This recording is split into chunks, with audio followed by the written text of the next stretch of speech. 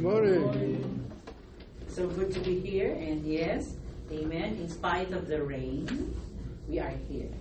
Hallelujah. Amen. Amen. So congratulations for coming here, even if it is raining. Amen.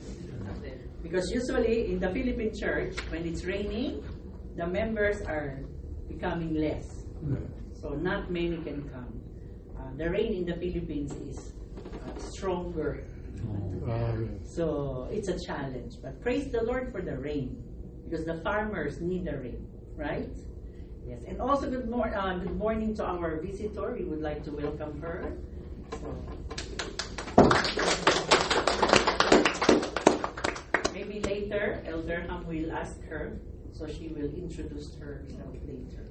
So, this morning, I would like us to meditate on the word prayer. If I would ask you, what is prayer? Maybe you will tell me prayer is talking to God, right? Yes. Prayer is communication with God.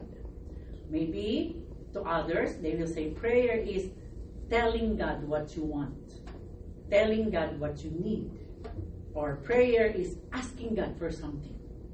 Okay? Well, all the above that I said or mentioned are, okay, it's right. Prayer is communication to God. Prayer is talking to God. Prayer is telling God what you need. It's really prayer. But this morning, as the Holy Spirit guides us, I want us to understand, to have a deeper understanding of what prayer is and how do we really pray. What is God expecting us when we pray? We have several scriptures here. Yesterday I asked you to read Romans 8, but I want to start with Ephesians 6:8. But before that, let us pray first. Heavenly Father, thank you. Thank you for another privilege to feed your children. I'm humbled, Lord. It's only because of Jesus Christ that I can stand here. Because of Him that we can come to you. We can approach your throne of grace. Thank you, Lord, for saving our soul. Thank you, Jesus, for taking the penalty for our sins and giving us the righteous robe, the robe of righteousness, so that we can be cleansed in the sight of God. Thank you, Lord. We just worship you. We honor you. We thank you. And I just pray, Holy Spirit, just use my mouth, oh God, and let your words come and be heard. And let your words penetrate the heart and soul of every one of us. And I pray for the covering of the blood of Jesus to be upon me as I share your word, even to each and every one. Cover their mind, their ears, their heart, so they would really get what you want them to get this morning. And I believe and I agree with your words, God, that no words of yours will return empty. I pray and I believe that as we meditate your words, it will be a blessing to our soul and our spirit, and it will help us grow more in our walk with you. Thank you, Lord. I give you all the praises and the glory in Jesus' mighty name. Amen. Amen. Amen. In Ephesians 6, verse 8, we can read there, pray in the Spirit at all times and on every occasion. Stay alert and be persistent in your prayers for all believers everywhere. I want to focus on the phrase, pray in the Spirit. How do we do that? Okay, there are different kinds of Christian churches. As maybe you already know that. We have the Baptist group, Methodist, Presbyterian, Evangelicals, and I believe Sumbukum belongs to like the Pentecostal group. Okay, like the Pentecostal group, we believe in the moving of the Holy Spirit. We believe in the speaking of tongues, speaking of another language. Now, many times when the word pray in the Spirit, sometimes it is taught as praying in tongues. praying in different language. But as we study deeper what is praying in the Spirit, the Holy Bible is teaching us how do we do praying in the Spirit. And remember, together with the verse, it says, stay alert and be persistent in your prayers for all believers everywhere. Now, remember, when we receive Jesus Christ as our Lord and Savior, when we believe Him, in Ephesians 1:13-14, next slide please, it says, no. First one. Okay, next slide. Sorry, Esther. And you also were included in Christ when you heard the message of truth, the gospel of your salvation. When you believed, you were marked in Him with His seal, the promise of Holy Spirit. Okay, let's stay on that. It says when you believe who? Jesus Christ. When we believe in Jesus Christ, remember this verse. The verse says we were marked with a seal. And the mark is the Holy Spirit. Okay, next slide. The Holy Spirit is it says there, who is the deposit, guaranteeing our inheritance until the redemption of those who are God's possessions, to the praise of His glory. Now, when we pray, Jesus, I believe in you, I receive you, I give you my heart, okay? Something happened in the spiritual world. God mark you. Okay, put a seal down. Like when you go to the post office and then you send mail, okay, and then you pay. What will the postmaster do? He will put a stamp and put it in the envelope. It means the envelope is going somewhere. It's like that. The Holy Spirit, when we pray, Jesus, I receive you. Jesus, I believe you. It's like God put that stamp in you. Boom. It means, this person is now mine. It is mine. So the stamp is the Holy Spirit. We cannot see it with our literal eyes, but in the spiritual world, it happened.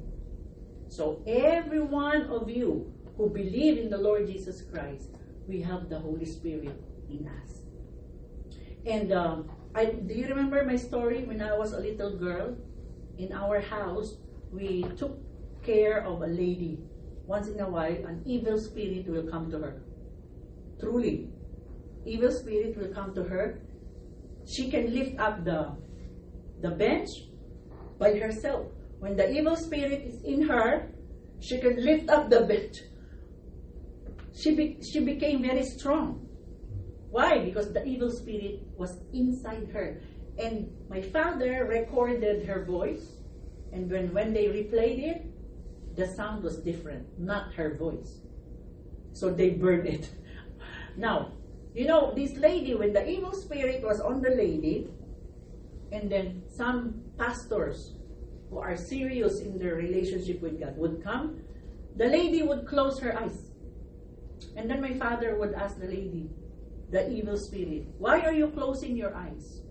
And then the evil spirit will say, you are so bright. As a young child, I remember that I was wondering, so bright? And then I would look at the pastors, they're not so bright. Why? Because I cannot see the spiritual. But the evil spirit, he can see that those who have Jesus Christ have the seal of the Holy Spirit. And the Holy Spirit is like fire. It's bright. So brothers and sisters, you and I, because we have Jesus, we are bright. That's why Jesus said, you are the light in this world. Amen. It doesn't mean that we will turn on the flashlight in our mobile phone. It doesn't mean we will bring flashlights. I am the light. Not the literal light. Spiritually, we are the light of the world. The Holy Spirit is in us. That's why Apostle Paul in 1 Thessalonians says, take good care of the light of the Spirit. Do not turn it off. What turns off that light of the Holy Spirit? If we keep doing sin. If we know it's wrong, but we keep doing it, it turns the light of the Holy Spirit off. So brothers and sisters, when we receive Jesus Christ, it says there was a deposit, like a stamp, a mark. You belong to God. You are shining in the spiritual world. You are shining. We have the Holy Spirit. Amen. Amen? Amen. Have you noticed when you started reading your Bible, when you believe in Jesus Christ and started reading the Bible, started to listen to sermons, okay? There is something in you, like you do this bad thing before. It's like, I can do that. But since you gave your life to Jesus, when you want to do that bad things, there's something inside that, no, it's wrong. So, little by little, you started to stop doing it. There's we call it conviction. There's a conviction. Something inside you is telling you now that it's wrong. Stop it. Are you experiencing that? Amen? Amen. Why? Because now we have the Holy Spirit. Amen. The Holy Spirit is like a, do you know the word nanny? Nanny. Nanny is the one who takes care of children. Okay? What's the Korean word for that? Yumu. The Holy Spirit is like the nanny of those who belong to Jesus. The nanny takes good care of the children. Oops, no, don't do that. Wrong. Ande. Okay, here. The Holy Spirit is like that. He guides us. He protects us. He gives us wisdom. He makes us alert. That's why the verse says, stay alert. Now, when a person, again I will say, when the person received Jesus Christ, we receive the Spirit of God in our lives. Amen? Look at 1 Corinthians 6, 19 and 20. Do you not know that your bodies are temples of the Holy Spirit, who is in you, whom you have received from God? You are not your own. You were bought at a price. Therefore, honor God with your bodies. Okay, temple is another English word for like dwelling, house. Okay, a place where you live. Okay, so it says there, our bodies now is the temple, the dwelling place of the Holy Spirit. So the Holy Spirit is in here. That's why it says, honor God with your Bodies. So it's like if you want to fight someone, it's like you're telling the Holy Spirit, stay away, I will fight first. Let us not make the Holy Spirit as a special guest. You know, special guest? Maybe if I will go to your house, you will make me your special guest. You will not allow me to clean. You will not allow me to cook. Why? Because I'm just a guest. Because a guest just sit, relax. Brothers and sisters, let us not make the Holy Spirit as a guest. Let us make the Holy Spirit as the owner of our lives. Amen? Amen. So, we have to practice honoring God with our bodies.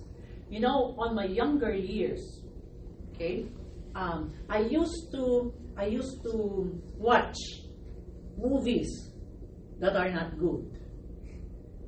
Okay, I enjoyed it, but praise the Lord, as I grow deeper with my relationship with God, the more I can hear the Holy Spirit. That's not good. Stop watching it. So, by the grace of God, if the movie that I liked before, some movies would pass by, I said, oh no, not good. So I will not watch it. So, nowadays, I seldom watch movies. because there are seldom good movies. Maybe I could recommend The Chosen. If you love to watch short movies or short films, try to find in YouTube Chosen. They dramatize the life of Jesus. It's a very good one, and they shoot it, I think, in Israel. So I enjoyed that one. There are good Christian movies, but the rest, it's more on sex, hate, fighting, killing, horror. Sometimes it's funny. People, they will watch horror movies, horror movies. Yeah. And then, when they're alone at night, they were so afraid. Why? Because what they put in their mind. So this morning, the call is, let the Holy Spirit take control of our life. Amen? Now, what is the connection of that? If the Holy Spirit is in us, okay, you know what? The Holy Spirit has a big role in our prayer life. In our prayer life, the Holy Spirit is our partner. What does the Holy Spirit do? Okay? I took the verses from Romans 8. What's the next slide? Okay, let's read Romans 8. For those who live according to the flesh set their minds on the things of the flesh. But those who live according to the Spirit, the things of the Spirit. For to be carnally minded, okay, when we say carnally, it means the flesh. What you like. Maybe food, money, luxury, sex, pleasure, fame, power. The flesh. Okay? To be carnally minded is death. But to be spiritually minded is life and peace. Because the carnal mind is enmity against God. Enmity means it goes against. When God says, do this, the carnal mind said, no. Always disobedient. Enemy of God. The carnal mind is enmity against God. For it is not subject to the law of God, nor indeed can be. So then, those who are in the flesh cannot please God. Next slide. But you are not in the flesh. Amen. But in the Spirit. If indeed the Spirit of God dwells in you. Now, if anyone does not have the Spirit of Christ, he is not his. And if Christ is in you, the body is dead because of sin, but the Spirit is life because of righteousness. What does it mean? Okay, don't get confused. Sometimes they call Holy Spirit, they also call it Jesus Spirit. Because it's the same. We cannot see Jesus now in human form. But the Spirit of God, His Spirit, is in us. So here, even if our body, remember, we had meditation before we grow older, we get old. Even this body is getting older. Whatever we put in our face, many years later, still there will be wrinkles. Nowadays, I'm imagining myself, how will I look when I am 70? This body is really decaying, getting old. But if the Holy Spirit is in you, it says there, the Spirit is life. Amen? Continue, please. But if the Spirit of Him who raised Jesus from the dead dwells in you, He who raised Christ from the dead will also give life to your mortal bodies through His Spirit who dwells in you. Remember, it keeps on saying, His Spirit who dwells in you. His Spirit who is where? In you. In me. You have the Spirit of God. I have the Spirit of God. Amen? Amen. Maybe to others it is amazing. Really? But that's the Word of God. Have you believed in Jesus Christ? Amen. Did you receive Jesus Christ? Amen. Amen. It means Because when you say, Jesus, I receive you. So what do you get? You get something. You cannot see it. You cannot see Jesus going inside your body. But it's a spiritual thing. It's the Holy Spirit you receive. Okay, continue. For as many as are led by the Spirit of God, these are sons of God. For you did not receive the spirit of bondage again to fear, but you received the Spirit of adoption, by whom we cry out, Abba, Father. The Spirit Himself bears witness with our spirit that we are children of God. And if children, then heirs, heirs of God, and joint heirs with Christ. If indeed we suffer with Him, that we may also be glorified together. Next. Likewise, the Spirit also helps in our weaknesses. For we do not know what we should pray for, as we ought. But the Spirit Himself makes intercession for us with groanings which cannot be uttered. Next. Now, He who searches the heart knows what the mind of the Spirit is, because He makes intercession for the saints according to the will of God. Now, what is the role of the Holy Spirit when we pray? Okay? What is the role of the Holy Spirit when we pray? Number one, the Holy Spirit is the one who enables God's children to call God Abba. Abba, Hebrew word for father. Apa. In Philippines, tatay. Tatay, we have many words. Tatay, amang, papang. If you have tonmana, daddy.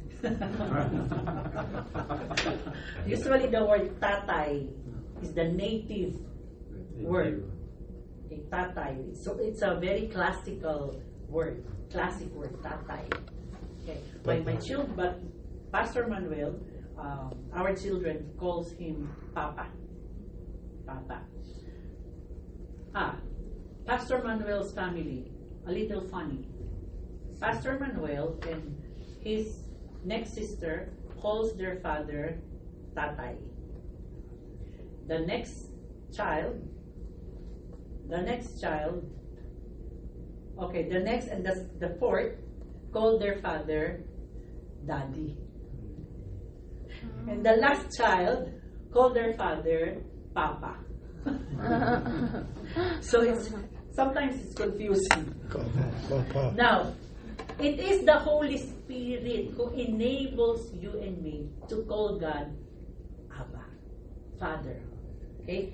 The Holy Spirit confirms that we now belong to God. When we receive Jesus Christ, the Holy Spirit comes to us and it gives life to our spirit. And it is the Spirit of God who will enable us. Enable means it will give us the power, it will give us the strength to call God Father. Now, in prayer, calling God Father is very important. Okay? Because when you say Father, it means you have a relationship. Right? Elder Ham, I cannot call him Father. Because we are just brothers in Jesus. Do you agree, Elder Ham? Yes. Do you want me to call you Father? Usually, someone you call Father, it means you have a family relationship.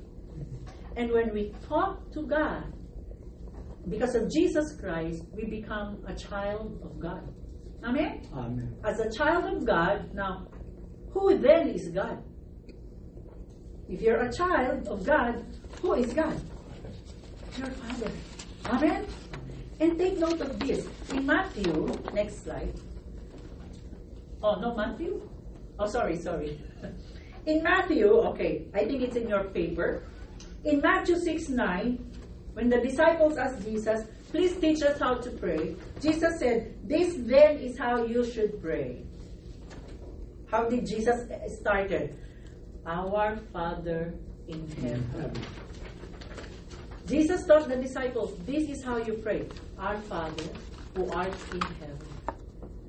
Jesus showed the disciple, taught the disciple that God is not just a God Almighty, but this time, because of Jesus, God can become your daddy. God can become your Papa, your heavenly Father. So you are a child of God. You have a daddy in heaven. Aren't you blessed? Aren't you happy? Amen. Amen. I have a powerful daddy. I have a very rich daddy. Amen. Amen. We are so blessed. That's why in prayer, we have to pray in the Spirit. Okay, it says there. The other slide. Do we have the other slide? 9. So that's the next one. Okay. In Romans 8, it's not there. Oh, sorry. Okay. For as many as are led by the Spirit of God, these are sons of God. So remember, we are led by the Spirit of God because we are sons of God. You did not receive the spirit of bondage again to fear, but you received the spirit of adoption, by whom we cry out, Abba, Father. It is the Holy Spirit who will help us call God Daddy, Father. Next verse.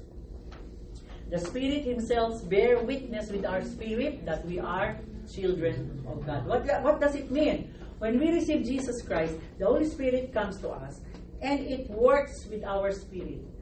Before, many years ago, when we do not know Jesus Christ, our spirit is like dead.